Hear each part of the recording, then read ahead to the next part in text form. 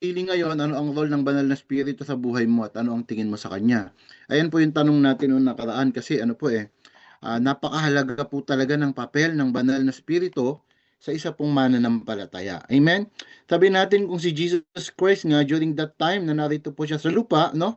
Bilang tao, siya po ay talagang nagpatulong, no? Nagpaled, no, sa Holy Spirit, no po. At siya ay lagi pong ginagabayan, no? Nag-aas ng guidance ng Holy Spirit. Amen? Yung unang topic po natin dyan, ipinangako ni Jesus ang banal na spirito. Ano po? And then, sa Acts po, nakita natin kung paano dumating ang banal na spirito at nanatili sa loob ng mga mananampalataya. At itong banal na spirito, nung siya po ay dumating, napakamakapangyarihan po ng dating ng banal na spirito. At ang banal na spirito mismo ay isang kapangyarihan. Amen? Ah, sabi po natin sa nakaraan, susunod, pag-aaralan natin ano ang sinasabi ng Biblia tungkol sa banal na spirito at sa atin bilang mga mananampalataya at mga alagad ni Heso Kristo. Nasa week 2 na po tayo. This time in English ko po kasi na-expect ko baka may darating po ulit na mga kapatiran na hindi po makaka-relate sa ating Tagalog na pagtuturo. Ano po, medyo maglagay po tayo ng mga English dito. Ginawa po nating English siya. Meron po bang hindi nakakaintindi ng Tagalog po dito or ano po? Wala naman po siguro ngayon, no? Nahirapan po kasi ako sa English kasi mas maano po ako sa Tagalog. Pero nilagay po natin sa English, ano po. This time po, napaka-interesting po ng topic natin, no? Bukod sa ano yung kapangyarihan ng banal na spirito, ano yung mga dulot ng kapangyarihan ng banal na spirito, no? Na minsan nate-take for granted natin, na minsan hindi natin alam na it's because pala of the Holy Spirit kaya po nangyayari ang mga ito, no po? Sabi dito sa introduction po na ginawa natin, no? Each one of the following headings and subsequent Bible verse have a story around them, no? I am going to give you the Bible verses for you to look up and study the relevant story to the Bible verses I am giving you. Plus, I am going to give the translation or Bible I have chosen for the verses. Amen. Ano po? Pinili po natin yung mga Bible, particular na Bible translation na ginamit natin dito. Ano po? Ang number 3 po, dyan sa topic natin about the Holy Spirit, the new birth is brought about by the Spirit. Amen. Nare-realize nyo po ba yan? Yung new birth daw o yung pagiging born again ng isang tao ay nakasalalay or hatid no, or dulot lamang po ng banal na spirito. Amen. Sino po dito ang mga naborn again ng Lord? Taas po ang kamay.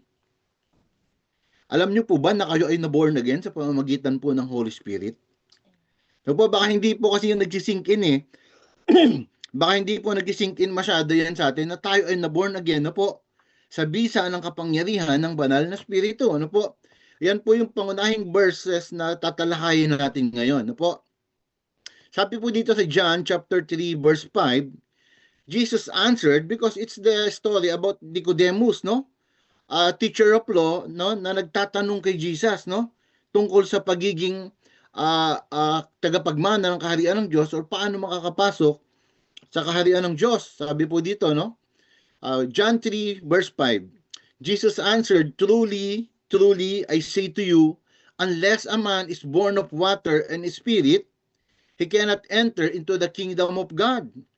Sa Tagalog po, sagot naman ni Jesus, tandaan mo ang sinasabi kong ito, malibang ang isang tao ay pinanganak sa pamamagitan ng tubig at ng espiritu, hindi siya makakapasok sa kaharian ng Diyos. Wait lang, hindi ko po yata na-share yung ano. Na-share ko po ba? Share niyo po, ayan. Hindi na namin nakikita. Amen. Ito po Ayan. na ano ko na po. Yan po. Pasensya na. Height loading bar. Ayan po. Na-skip natin yung mga ano, no? Ito po yung tinatalakay ko ngayon. Sorry, akala ko na-pause ko na po. No po. Ayan po yung sabi, no? Iisa-isahin po natin yung verse. Kasi maaring nabasa na po natin itong verse na to, no? At maaring hindi masyadong nagsisink in or hindi natin masyadong naiintindihan, no? Mga kapatid, napakaganda ng pag-aaral na ito. Alam nyo po, itong pagtuturo natin na to, ito po ay advanced teaching, no? Tinatawag po itong theology about the Holy Spirit, no?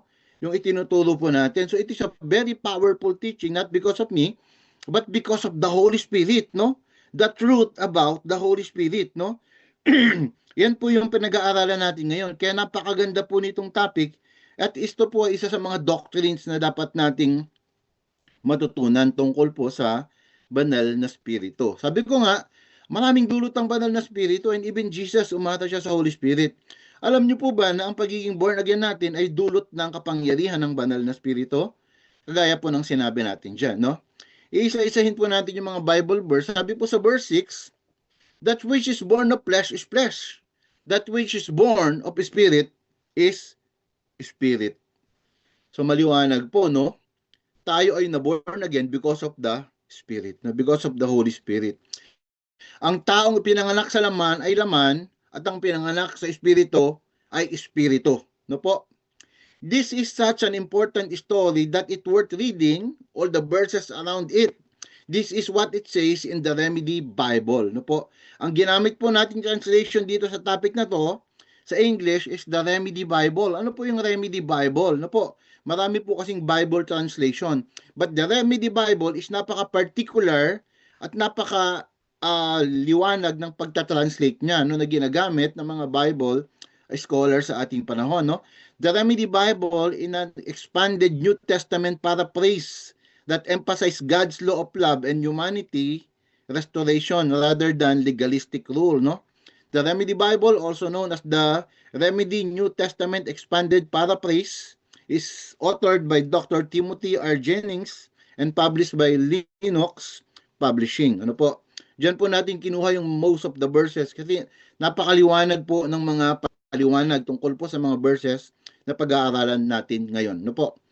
Si Nicodemus po ay nagtanong tungkol kay Jesus. I know that you are a good, sabi niya, teacher, no? That you came from God, no? Because there is none like you, no? Na makapagturo ng tungkol sa salita ng Diyos, no? Pero sabi dito sa John 3:3, sa ilalim nga po nitong ating tinatawag na Remedy Bible, Jesus ignored the attempt flattery, no, and cut directly to the heart of the issue, which Nicodemus needed to understand. He said, I tell you plainly, no one can see God's kingdom unless they are born again. No po? So maliwanag na maliwanag po yan, no? Sumagot si Jesus, tandaan mo ang sinasabi kong ito, malibang ipinanganak na muli ang isang tao, hindi niya makikita ang paghahari ng Diyos.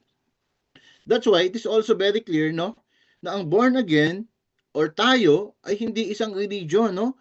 Born again is an experience, no, with the Lord, with the Holy Spirit. Amen po ba? No? Kasi sabi nilang iba, ito yung mga born again, no po? Tayo po ay mga Christian, no? Born again Christian. Pero yung tinasabing born again, it's an experience po, no?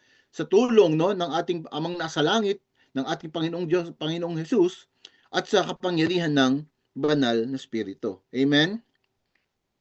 Tuloy po natin sa verse 4, no? Mas lalalim po yan ang lalalim. But Nicodemus was hesitant to Christ's teaching and asked, how can a person, once they are already born and fully grown, be born again? Surely, one cannot enter the mother's womb to be born again, no? Mahirap yung tanong, napakahirap ng ano sa kanya, no? Ng sagot ni Jesus, sabi ng gano'n, paano ipapanganak pang muli ang isang taong matanda na, makakapasok ba siya sa sinapupunan ng kanyang ina para muling ipinanganak? Kasi napakahirap po nang intindihin ng sinasabi ni Jesus na kailangan daw ipanganak na muli, di ba? Ang hirap, ano? Kailangan ipanganak na muli. Lalo na kung yung time na binanggit ni Jesus yan, hindi pa naman nasusulat ng New Testament. So, ibig sabihin, mahirap talagang ipaliwanag, no po? At pero, dahil tayo ngayon ay dito na, no, maliwanag na inire-relay sa atin, no, yung mensahe ng ating Panginoon. Amen? Sabi po dito sa verse 5, and Jesus answered, I tell you plainly, no one can be part of God's kingdom unless they are first born in the Word and then renewed by Spirit. So maliwanag na po, no, yung ginamit po dito sa Remedy Bible, no, sila ay binago, no, or pinanganak na muli sa pamamagitan ng banal na Espiritu. Amen? Amen po ba, no? Sila po ay renewed, no, by the Spirit. Sa Tagalog, ang sabi po dito, sagot naman ni Jesus, tandaan mo, ang sinasabi kong ito, maliban na ang isang tao ay pinanganak sa pamamagitan ng tubig at ng Espiritu, hindi siya makakapasok sa kaharian ng Diyos. Amen. Ano po? So yun po, no? At patuloy po natin, verse 6, mamaya yung mas malalim po dyan, no? The first birth, sabi po ng Remedy Bible, the natural birth. Ito po yung tinutukoy ni Nicodemo. Paano siya makakapasok muli sa tiyan ng kanyang nanay para ipanganak muli, no? Because Nicodemus is referring about the natural birth, no? But water birth is a birth of individual infected with sins and selfishness. But the second birth, the birth of the Spirit. Amen. Apo, ang ibig sabihin po ng pinanganak sa tubig, ang tubig po ay senyales ng paglilinis or pagsisisi sa ating mga kasalanan. Amen, no? Hindi ka po magiging born again kung hindi ka po hindi mo po, sabi nga ni John, pagsisihan nyo at talikdan ang inyong mga kasalanan. Amen?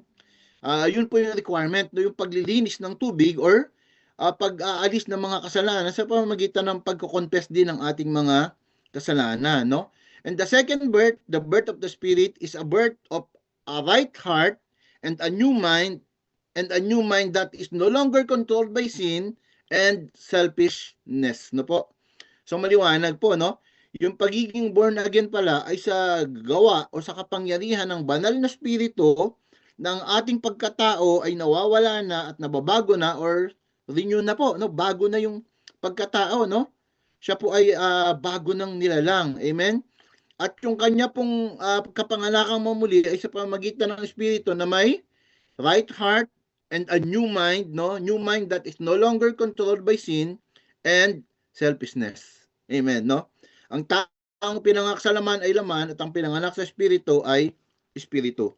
So maliwanag na ang tinutukoy dito ay hindi ang katawan at hindi ang laman, kundi ang tinutukoy po dito ay ang ating puso at isipan, no, na nabago na.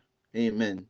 Alam niyo po, ang mga na-born again po ay hindi po yung kanilang puso ay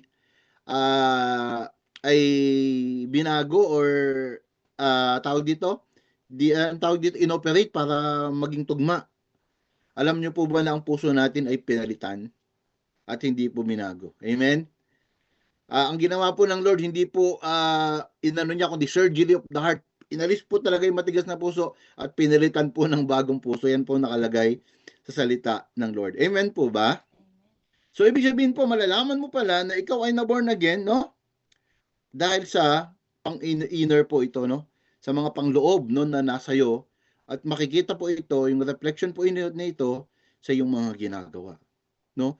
Makikita para natin na tunay na na-born again ng isang tao kung may pagbabagong nagaganap po, no? Sa kanyang pangloob, no? Sa kanyang isipan, sa kanyang puso, sa kanyang espiritu, no po? Doon lang masasabi natin na na-born again ang isang tao. Naalala niyo po yung unang topic natin during the first topic? Sabi natin, ang banal na spirito, pag pumasok sa iyo, ay hindi na po umaalis kahit kailan, no?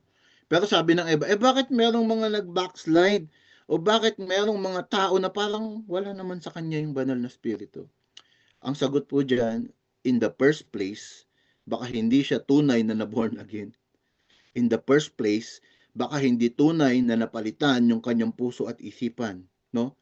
Hindi siya dumaan sa pagiging tunay na born again. Dahil ang tunay po na born again, na bago na po ang isipan, na bago na ang puso, at may bago na po, no, espiritu, ang banal na espiritu na naninirahan po sa atin. Amen?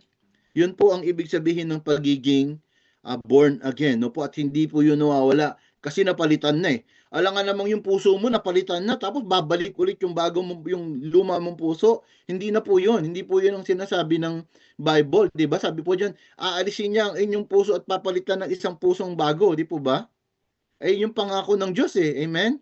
So ang ginawa po ng Lord is surgery of the heart talaga, heart transplant talaga, no?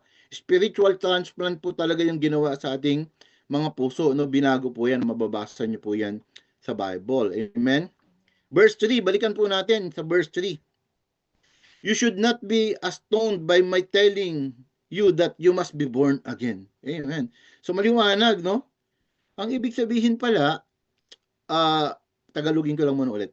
Tandaan mo ang sinasabi kong ito, malibang ipinanganak muli ang isang tao, hindi niya makikita ang paghahari ng Diyos. Amen.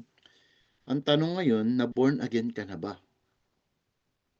At salamat kay Lord kasi na born again ka. Pero gusto mo ba na yung mga kamag-anak mo, mga mahal mo sa buhay, makita nila yung paghahari ng Diyos? Makapasok sila, no, sa kaharian ng Diyos, kailangan din silang ma-born again. Amen? Kailangan din po silang ma-born again. Kasi si Jesus po ang nagturo niya, no, unless you are, no, born again, hindi ka daw makakapasok, no? You must be born again. Hindi po tayo, hindi po yung religion ang tinuturo ni Jesus dito, no? Kung hindi yung proseso, yung karasang naganap sa pagtalikod mo sa kasalanan, no? Sa pagtanggap mo kay Jesus bilang Panginoon mo tagapagligtas, at ang banal na spirito ang siyang gumawa ng lahat ng ito upang baguhin ang iyong puso at isipan at ikaw ay na-born again. Amen. Ganun po katindi yung ginawa nun. Walang makakapagpabago sa isang tao. Hindi mo kayang baguhin yung kamag-anak mo, no? Pero ang Diyos, no? Kaya niyang baguhin yan. Sa kapangyarihan ng banal na spirito, mangyayari po yung bagay na yan. Amen? Sabi kasi nung iba, ang hirap kasi parang matigas na yung puso ng ng nanay ko, ng kapatid ko, kaya ang hirap. Hindi po, no? Wala pong matigas dahil ang puso po ay inaalis at pinapalitan po ng bago. Sabi nga gano'n, di ba? Sabi nung isa, napakahirap para sa isang mayaman, sabi ni Jesus, nakapasok sa kaharian ng Diyos, no? Tapos sabi ng mga alagad, parang imposible, paano mangyayari yun? Kaya sabi ni Jesus, di ba? Sa tao, di ba, napakaraming imposible, pero sa Lord, walang imposible. Ibig sabihin, may pag-asa at laging nandyan. Pwedeng baguhin ng Lord, pwede ring ma-born again ang atin pong mga kamahal sa buhay. Amen? Amen po ba? Sana po naintindihan po natin, no, yung tinuturo sa atin ng Holy Spirit ngayon. Ano po? It's not from me, no, it's from the Holy Spirit, no po yung tinuturo natin. At hindi ako pwedeng magturo ng hindi totoo dahil ito ay ang banal na spirito, no? Magdulot ka na ng pang-aalipusta at dalamhati, wag lang sa banal na spirito, no? Kaya makatotohanan ng mga itinuturo po sa atin ng banal na spirito sa mga oras na ito, no? Na ipinapa-impress po sa inyo na kung gusto nyo ng inyong mga mahal sa buhay makasama sa kaharian ng Diyos, no po, they must be born again. Kailangan silang maipanganak na muli. Amen po ba? Number 4, no, verse 4 po. Ito po ay doctrinal po na dapat din nating matutunan. No po? The Holy Spirit dwells the believer's spirit. Yung banal na spirito daw ay nagdudwell ngayon sa espiritu natin. Paano yun, no? So ang tanong ngayon, does a person have a spirit before the Holy Spirit comes to dwell in him? Meron na bang espiritu ang ating mga katawan bago pa dumating ang banal na spirito? Yan po kasi yung mga tanong na mahirap masagot, no po? Sino po ang makakasagot? Sa tingin nyo po ba, meron na po ba tayong espiritu bago pa dumating ang banal na spirito? Ano po ang inyong pananaw po dyan? Siguro kahit isa lang po. Does a person have a spirit before the Holy Spirit comes to dwell in him? Di po ba yung mga tanong yan na na minsan nakala mo simple lang pero dapat nating masagot, no po? Na itinuturo sa atin ng Lord ngayon, no po? Ito po ang sagot, no? Yes, no po. A person absolutely has a human spirit before the Holy Spirit comes to dwell in them. Meron na pong banal na spirito, no? Meron ng espiritu, pero wala dun yung banal na spirito, no po? Ito po ang paliwanag, ano? According to the biblical theology, every human being is created by God with distinct human spirit, no? Ito po ay tinatawag na original human spirit, no po? During the creation, God formed the human spirit inside every person at conception. At ang sabi po sa Zechariah chapter 12 verse 1, the Lord who stretches out the heavens, who lays the foundation of the earth, and who forms the man spirit within a person. Amen. Ibig sabihin, may ginawa po palang espiritu ang Lord, no, sa tao, no, within a person. Ibig sabihin, meron po, no? Pero paano nangyari talaga dun sa spirit na yon, no? Ano po ang composition niya, no? Humans are distinct from animals, kaya po tayo ay iba sa mga animals because they possess a rational, eternal spirit. Meron po tayong eternal spirit. Ano po? Sabi po dito sa Genesis chapter 2 verse 7, then the Lord God formed a man from the dust of the ground and breathed, no, into his nostril the breath of life, and the man become a living being. No po? Kaya po tayo nabuhay dahil po dun sa Espiritu, no, na hininga ng Diyos sa atin. Amen? Ano po ang function ng Espiritu po na yon, no? The human spirit allows for self-awareness, conscience, and the capacity to know God. Yun po yung purpose ng Spirit na yon, no? Sinabi po yan sa 1 Corinthians chapter 2 verse 11. For who knows a person's thought except their own spirit? Their own spirit within them. Small letter po ang ginamit dyan, ha? For who knows the person's thought except their own spirit, o yung espiritu nating sarili within our body. Amen? So maniwanag, meron po palang espiritu tayo. Kahit wala pa yung banal na espiritu, meron tayong espiritu na nasa atin, no? In the same way, no one knows the thoughts of God except Spirit of God. Ang ginamit po dito ng Spirit is big letter. Ibig sabihin, it is the Holy Spirit. Amen? So, maliwanag po, meron tayong Espiritu sa ating mga buhay bago pa dumating yung Holy Spirit, but nasan ba yung Espiritu na to? No? The problem is spiritual death. Amen. Patay po yung Espiritu na nasa atin. Amen, no? Yun po ang ano, it makes sense po ba? Naliliwanagan po natin, no? Meron tayong espiritu, pero itong espiritu na ito ay patay. Why? No po? Spiritual death, it's because of separation from the Lord. No po? Before salvation, a person's human spirit is dead due to sin. No po? As for you, you were dead in your transgression and sin, sabi po dito ni Pablo. No po? Patay po tayong maituturing kasi yung espiritu na nasa atin, no po, ay patay. Why? Because it was separated, no, sa Lord. Kaya po ang isang tao, kung hindi pa siya nakakakilala sa Diyos, hindi niya tinanggap si Jesus, hindi siya nagtititak kasalanan, hindi niya tinanggap ang Diyos as Lord and Savior, sila po yung mga tinatawag na mga patay, bagamat sila po ay buhay. Yung tinatawag na parang zombie po, no? Buhay sila pero sila po ay patay. Yan po ang katotohanan. Kung ay yung mahal sa buhay, kung ikaw, mga kamag-anak, mga kaibigan, na hindi pa po naboborn again, base sa sinasabi ng ating Panginoong Jesus, they are spiritually dead, no? They have a spirit, but their spirits are dead. Amen? Maliwanag po ba? Meaning, dead does not mean non-existent. It means functionally separated from the life of God. Amen. Hindi po ibig sabihin na wala. Ang ibig sabihin po, naroon pero patay. Amen? Na po, ano ngayon ang solusyon para mabuhay yung espiritu na nasa isang tao? Sana po nakakasunod. No, sabi ko po, it's a doctrinal. No, napakaano po nito, napakaselang pagtuturo. Ito po ay doktrina na hindi po alam ng iba. Pero tayo po, ang lahat po ng ating itinuturo ay nakasulat lamang sa Bible. Amen? Merong mga religion po na hindi naniniwala sa Holy Spirit. Paano yun, no? Hindi sila naniniwala sa Holy Spirit. Eh, nakalagay po yan sa Bible. Ano po? At yung iba, halimbawa, nung tayo ay nasa lumang religion pa po, naririnig natin yung Holy Spirit, mga kanta sa banal na spirito. In the name of the Father and of the Son, of the Holy Spirit. Pero ang problema po, hindi nararanasan.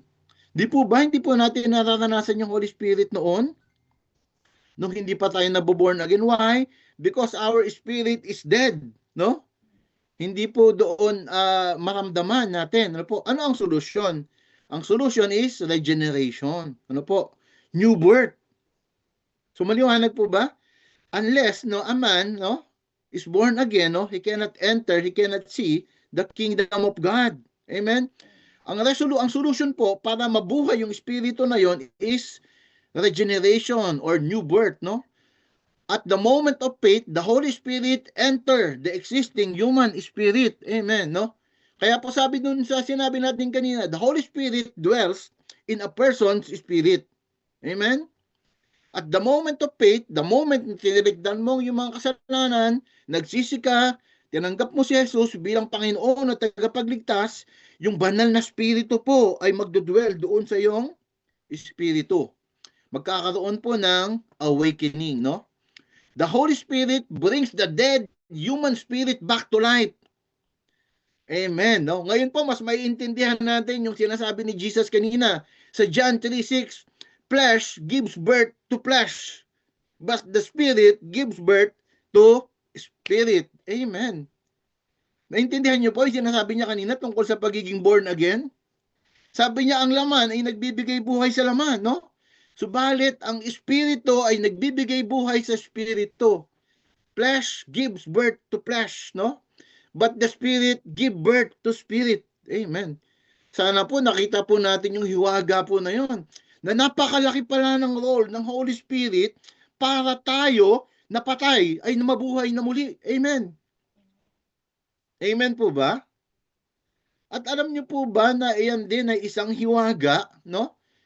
Sabi nung iba dito, pag tinanong, sabi nga ni Doktora, nung nakarang nag-sermon siya last Sunday, tinanong daw isang pare kung makakapunta ba siya sa langit. Ang sagot daw ay hindi niya daw sure, no po? Hindi niya daw sure, no? Na meron siyang buhay, no? Pero tayo po maliwanag po, no? Na meron na po tayong advance na pagtingin na kung ikaw ay mabubuhay na muli, no? O na ikaw ay mapupunta sa heaven. Ang sagot is yes. Kung ikaw po ay na-born again, tinanggap mo si Jesus bilang Panginoon at tagapagligtas. Because flesh gives birth to the flesh, but the Spirit gives birth to the Spirit. Amen. Amen. Yan po. Tayo po ay may bagong buhay kay Jesus. Tayo po ay may bagong buhay sa langit, no? Dahil po yung Espiritu po na nasa atin, nakalagay po sa Bible, yan po ang down payment na tayo ay tutubusin. Amen. Yan po ang nagte-testify na tayo po ay ligtas. Amen. Yung banal na spirito po na nasa atin. So maliwanag po, yung pagiging born again, sabi ni Jesus, flesh gives birth to flesh, but spirit gives birth to spirit. Amen. Tayo ay naipanganak na muli sa pamamagitan po ng Holy Spirit. Kaya kung iniisip mo na baliwala or hindi masyadong mahalaga ang banal na spirito, nagkakamali ka. Because ikaw ay naborn again, ikaw ay nabuhay na muli by the power of the Holy Spirit. Amen? Amen. Po. Muling nakakonect ang iyong espiritu sa Diyos. Sabi po dito, yung union o yung pag-unite na ulit sa Panginoon. The Holy Spirit, when joins the human spirit, making the believer one with the Lord. Sabi po sa 1 Corinthians chapter 6 verse 17, but whoever is united with the Lord is one with Him in spirit. Amen. No po? Ni-unite tayo ng Holy Spirit kay Lord. Kaya pag tayo po ay nananalangin, nararamdaman na natin. Kaya po tayo pag nananalangin, nararamdaman na natin yung presensya ng Diyos. Why? Because the Lord is Spirit, no? And the one who will worship Him must worship Him in spirit and in truth. Amen. Dati po, ang Diyos ay nasa itaas. Vertically, we cannot collect vertically, pataas. Because tayo ay human, no? But because of the Holy Spirit that is living within us, we can now connect to the Lord vertically, paangat. Why? Because the Holy Spirit, when we pray, whenever we are praying, kumukonect yung ating Holy Spirit sa Spirit ng Lord, no? Nandoon po siya, nakaka-connect na po tayo sa presensya ng Lord because of the Holy Spirit. Kaya meron na po tayo ulit union, no, with the Lord. Amen? Kaya po nung hindi po tayo born again, nung nasa ibang religion tayo, hindi natin maramdaman yung presensya ng Lord. Pero ngayon po, nararamdaman mo because the Holy Spirit. Amen? Kaya napakalaga po ng papel ng Holy Spirit. Amen? Yan po yung topic, no? At yan po yung paliwanag tungkol sa pagbaba, no? Pagdwell ng Spirit sa ating mga espiritu. The Holy Spirit dwells in the believer's spirit. Ito po yung mga last two verses niyan. Sa Romans 8 chapter 9, but you are not controlled by your sinful nature. You are controlled by the Spirit in you, no? If you have the Spirit of God living in you. Amen. Nangyayari po kaya talaga sa atin yun. Nasabi ko, anong papel ng Espiritu sa buhay mo? Sabi ko nung first topic natin, kasi napakahalaga po niya, no? You are controlled by the Spirit if you have the Spirit of God living in you. Meron po mga na-born again. Sabi po gano'n ng isang teacher namin sa Bible School. Isa po tong director sa Bible School, sabi niya, marami ang na-born again, pero ilan lamang ang naging Christian. Bakit po, no? Tinanggap nila ang Holy Spirit, na born again sila, pero hindi po sila namumuhay bilang isang Kristiyano. Why? because they are not allowing the Holy Spirit to lead them, no? To guide them in everyday lives. Amen. Marami po ang na-born again, pero ilan lamang daw po, no? Hindi ganun kadami ang nagiging Christian. Kasi pag naging Christian ka, tinutularan mo si Kristo. At sabi ni Kristo, ang Holy Spirit ang magpapaalala sa iyo ng lahat ng itinuturo ko, ang lahat ng mga gagawin mo. Pero pag hindi mo po pinapabayaan yung Holy Spirit na i-led ka po, hindi mo magagawa yung mga tinuturo ni Kristo. Kasi hindi mo sinasangguni yung Holy Spirit na nasa iyo. Amen. Ano po? And remember, ito po ang sabi niyan sa verse na yan, that those who do not have the Spirit of Christ living in them, they do not belong to Him at all. Papayag ka ba na yung mga mahal natin sa buhay ay hindi belong kay Christ? Because they are not born again? No? Hindi sila ipinanganak muli sa Espiritu. No? Tandaan po natin yan. No? And remember that those who do not have the Spirit of Christ living in them do not belong to Him at all. Malungkot pong katotohanan yan. Pag ang ating mga kamag-anak sa buhay ay hindi tumanggap sa ating Panginoong Hesus at wala sa kanila ang banal na Espiritu, hindi po sila belong kay Kristo mismo. No? Sabi po sa Tagalog, ngunit hindi na kayo namumuhay ayon sa laman, kundi ayon sa Espiritu. Sa katunayan, naninirahan sa inyo ang Espiritu ng Diyos. Kung wala sa isang tao ang Espiritu ni Kristo, hindi kay Kristo ang taong iyan. Nakakalungkot po yan. Amen? Kaya sabi ko nga, minsan merong sabi nila, born again sila or Christian sila, pero hindi nakikita sa kanila ang pagiging Christian. Ang totoo pong sagot dyan, hindi po sila tunay na born again. Dahil ang tunay na born again, pinalitan ang puso't isipan. Ang iyong dating pagkatao ay wala na. Ito ay napalitan na ng bago. Ang dati mong pagkatao ay namatay na kasama ni Kristo. Ang iyong mga kasalanan ay kasama ng napako ni Kristo sa krus. At ikaw ay bago na. Amen. Amen. Ako, ganun po yung nararamdaman ko. Yung dati kong pagkatao, wala na yun. Patay na yun. Tuwing babalikan ko yung nakaraan ko, totoo lamang po, ito yung word na ginamit ko, parang diring-diri po ako talaga sa mga nagawa kong kasalanan. Kasi sobra talagang mga karumal-dumal na kasalanan. Ayoko na pong ibalik dahil alam ko nilimot na po yun ng Lord na po. At ako ay isang bago ng nilalang. Amen? Wala na po yung dating pagkatao. Sa 1 Corinthians chapter 6 verse 16, don't you realize that you yourselves are the temple of God, the place He dwells on earth? No? And that God's Spirit actually lives in you, in your heart, and in mind. Sabing ganun sa tanong kay Jesus kailan po darating ang paghahari ng Diyos? Sabing ganun, di ba? Anong sabi ni Jesus? Ang katotohanan, dumating na ang paghahari ng Diyos sa puso ng bawat sumasampalataya sa ating Panginoong Jesus. Amen. No? Kaya ito po, isa pa po ito. Sabi ng iba, sabi ni Jesus, no? Seek first the kingdom of God and His righteousness, and all the things shall be added unto you.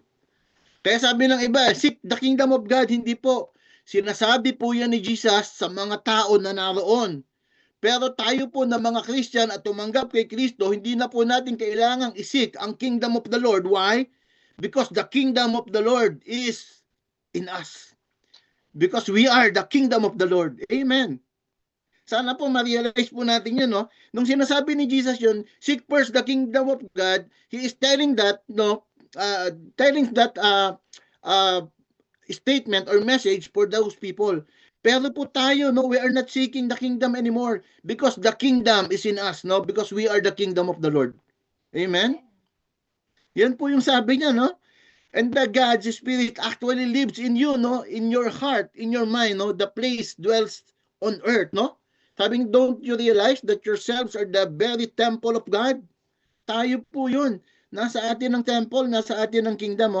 Hindi ba ninyo alam na kayo ay templo ng Diyos at naninirahan sa inyo ang kanyang Espiritu? Amen. Amen. Amen po. Ito po yung last topic natin for today. Napakahaba po kasi nitong topic tungkol sa Holy Spirit. Marami pa po siya, no? The Holy Spirit gives assurance of our salvation. Ito na po yung sinasabi ko kanina, no? Sabi ng dati nating religion, kahit ako noon, nung nagtatanong ako po isa sa mga sakrista nung ako'y kabataan ko, no? At ang tanong, at pag tinanong mo, mapupunta ka ba sa langit? Ang sagot kasi ng pare, wala namang nakakasiguro kung sino ang makakapunta sa langit. Pero hindi po yun totoo. Hindi po yun totoo, no?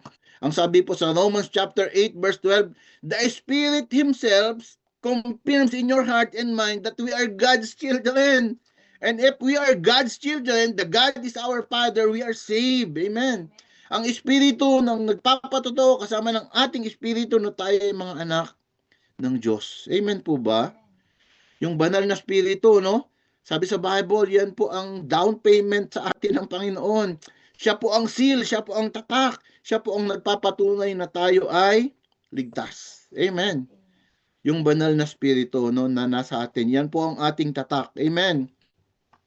Acts chapter 2 verse 4, they were all filled and equipped with the Holy Spirit and were inspired to speak in tongues, empowered by the Spirit to speak in languages they had never learned.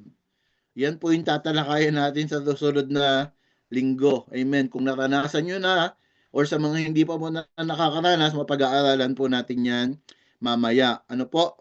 Habibi dito, silang lahat ay napuspos ng Espiritu Santo at nagsimulang magsalita sa iba't ibang wika ayon sa pinagkaloob sa kanila ng Espiritu. No?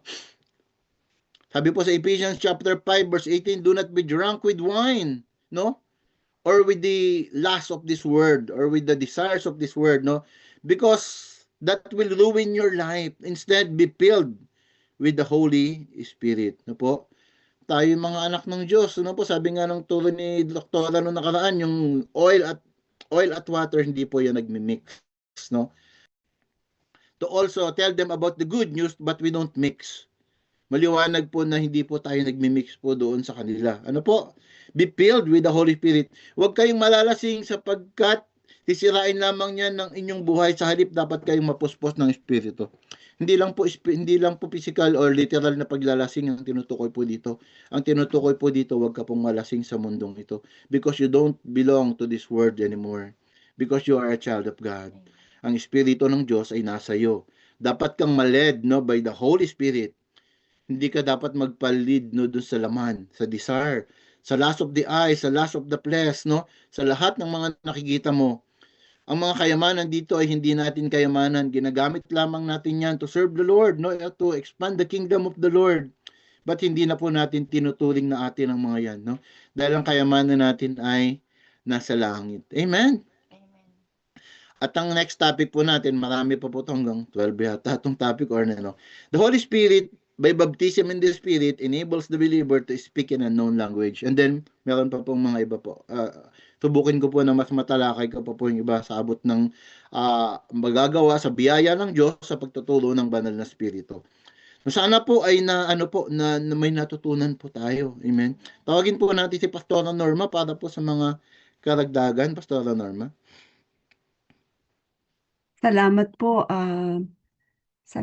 Brother Ruben, sa napakaganda pong tinalakay niyo sapagkat without the Holy Spirit, pasensya na po, wala po kaming camera ngayon, no? Without the Holy Spirit ay maging sa ating pong pananalangin ay mawawala tayo. Pwede pong maganda ang mga gagamitin po nating mga pananalita, subalit kung hindi po tayo papatnubayan ng Santong Espiritu who is our indwelling prayer warrior, no? Prayer helper ay hindi po natin talaga makikita, malalaman ano ang tunay na kalooban ng Diyos na gusto niyang ipanalangin natin. Kaya po salamat talaga sa banal na Espiritu. Hindi lamang po tayo binibigyan ng buhay, no? Hindi lamang po siya nag-i-indwell sa atin, kundi maging sa pananalangin. Kaya po salamat po, Brother Ruben, at excited po kaming marinig pa ang mga susunod na mga lessons dito upang sa ating pong pananalangin ay hindi na po tayo mananalangin na para tayong nawawala, hindi sigurado, kundi tayo po ay magtitiwala sa kapangyarihan at presensya ng Santong Espiritu. Maraming salamat po. Amen. Salamat po. Baka meron pong nais magdagdag o mag-testify po. Sabi kanina, wala pong nag-testify kanina. Ngayon po, sana po naliwanagan po natin, no? Kung tayo lang, wala po tayo, but because of the Holy Spirit, no? That dwells, no? within us na talagang napaka-powerful po na Holy Spirit at we are na powerful also because of the Holy Spirit. Tayo po yung mga anak ng Diyos. Amen. Bago pa tayo dumako sa baka si Dr. Irish po, baka meron pong dagdag or testimony about the Holy Spirit. Or kung sino man po. Yes po. Maraming salamat po, Brother Ruben. Pasensya na po, nagda-drive ako kung hindi masyado clear. Naririnig po? Opo, Doc. Opo. Yun lang po, Brother Ruben, napakaganda po ng paalala. Ang gustong-gusto ko po yung tungkol dun talaga sa spiritually dead, kasi talaga pong kumbaga sa atin, sa larangan ng aking profession, talaga ang isa lang defibrillator po si Jesus lang po talaga. Pag wala ang Lord, di tayo maka-jump start po, talaga pong magre-remain tayong flatline. Buhay lang tayo, pero wala pong totoong buhay. So, kailangan po talaga natin ng mag-jump start ng ating mga espiritu, and that's only through the Lord. And kapag tayo ay pinamuhayan na ng banal na espiritu po, ang buhay ay iba na po talaga siya. Nag-iiba siya, nagiging makulay, makabuluhan, nagiging very po siya, purpose driven. So yun lamang po, Brother Ruben. Maraming salamat po. Thank you po, Dr. Irish. Maraming salamat po sa atin po.